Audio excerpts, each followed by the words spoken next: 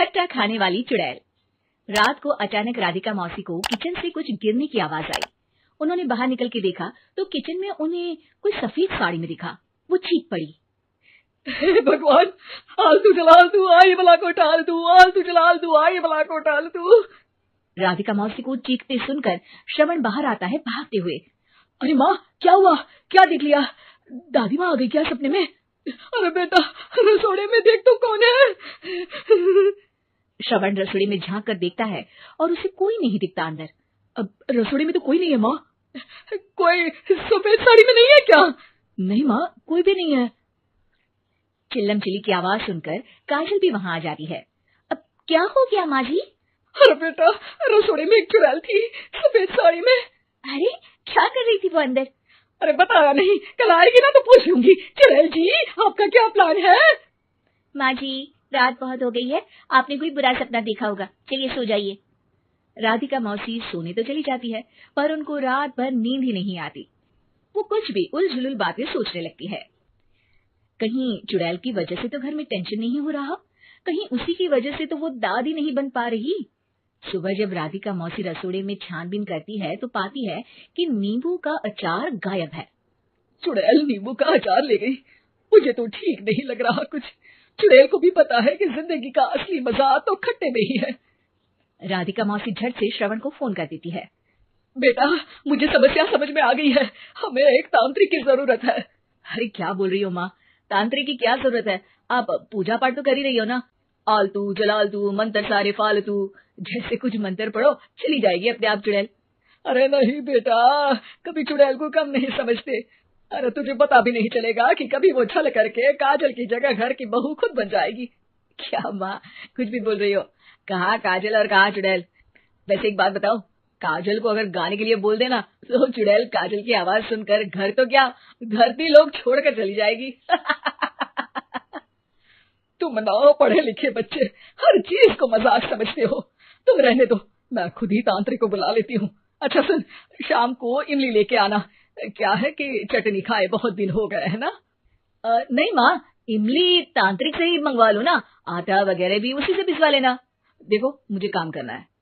श्रवण रात को कई तरह की सब्जियों के साथ माँ के कहने पे चटनी के लिए इमली भी ले आया था, लेकिन राधिका मौसी के दिमाग में अलग ही फिल्म चल रही थी। उन्हें अब सिर्फ शक ही नहीं यकीन होने लगा था कि शायद चुड़ैल ने श्रवण पर अपना जाल बिछा दिया था, जिस वजह से श्रवण उनकी बात ही नहीं मान रहा था।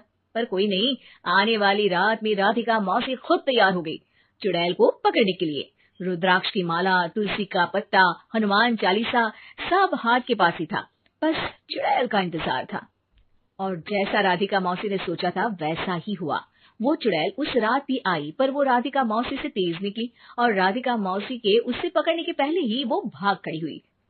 जरूर बहू पे साया है उस चुड़ैल का, तभी तो श्रवण के कमरे में गई है। और अगली सुबह राधिका मौसी पिछली रात हुए हमले में किन चीजों का नुकसान हुआ उसका हिसाब लगा रही थी। उनके खेमे से एक आम के अचार की शीशी भी गायब हो चुकी थी और वो इमली भी जो कल श्रवण लेकर आया था। राधिका मौसी इस बारे में सोच ही रही थी कि श्रवण जल्दी से रसोड़े में आकर दवाइयों की पोटली ढूंढने लगता है। अरे बेटा, क्या हो गया? अब माँ, वो काजल की तबीयत खराब है, बहुत घबराहट हो रही है उसे। हे भगवान, मैंने पहले ही कहा था कि तांत्रिक को बुला लेते हैं, पर नहीं। अब देखो, उस चुड़ैल ने काजल को अपने वश में करना शुरू भी कर दिया है। हालांकि श्रवण भूतों में विश्वास नहीं करता था, पर अब वो भी डर जाता है और राजी हो जाता है एक तांत्रिक को बुलाने के लिए। कुछ ही घंटों में तांत्रिक आ जाते हैं और राधिका मौसी तांत्रिक जी को सब बता देती है। घर संकट, घर घर संकट, चुड़ैल को मारू जोर छाकट, ओम भट स्वाहा खटखा के आहा। अरे ये क्या मंत्र है? मेरे खुद के ओरिजिनल मंत्र है, कल रात को ही लिखे हैं। अच्छे लगे तो दाद चाहूंगा। एक और मंत्र सुनो। अर्ज किया है आब्राकडाब्रा, दिल्ली बम्बई आगरा, चंदा मामा सोबरले सिरन मामू जारा। ये मंत्र है? अरे कोई चालीसा वालीसा पढ़ो ना। वक्त कम है, 40 नहीं पड़ेंगे, 20-25 में काम चलाना पड़ेगा। अलग निरंजन जाके लंदन, मुफ्त का मंजान घिस मेरे नंदन। अरे जल्दी करो तांत्रिक जी, जल्दी करो। तांत्रिक अपने उल झलूल मंत्र पढ़ने लगता है। श्रवण को तांत्रिक पे शक होता है। वो अपने एक डॉक्टर दोस्त को कॉल कर देता है ताकि कोई अनहोनी हो तो इमरजेंसी में चीजें मैनेज हो जाए। तांत्रिक धुनी रमाता है जिसकी वजह से कमरे में काफी धुआं हो जाता है और जिसकी वजह से बहू की घबराहट बढ़ जाती है। अब भागेगी चुड़ैल। हाँ। बहू खांसते हुए धुएं से बचने के लिए बाहर चली जाती है। अरे भाग रही है, भाग रही है। पीछे पीछे श्रवण भी जाता है। बहू एक सोफे पर बैठ जाती है। तभी डॉक्टर दोस्त आ जाते हैं और श्रवण को पानी लाने के लिए कहते हैं। थोड़े चेकअप के बाद डॉक्टर कहते हैं, मेरे हिसाब से जाप का काम पूरा हो गया है। क्या मतलब? अरे कुछ भी नहीं माँ, कोई चुड़ैल नहीं है, खुशखबरी है, अब दादी बनने वाली है। मगर वो सब अचार के डब्बे।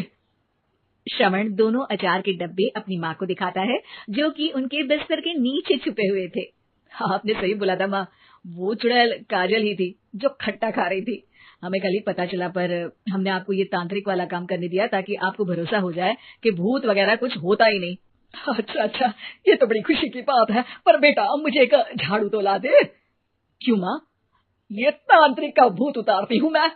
अब तांत्रिक राधा मौसी के डर से घर से भाग निकलता है और राधा मौसी उसके पीछे भागती है। अरे संकट ये घनघोर है, तांत्रिक मुआ चोर है।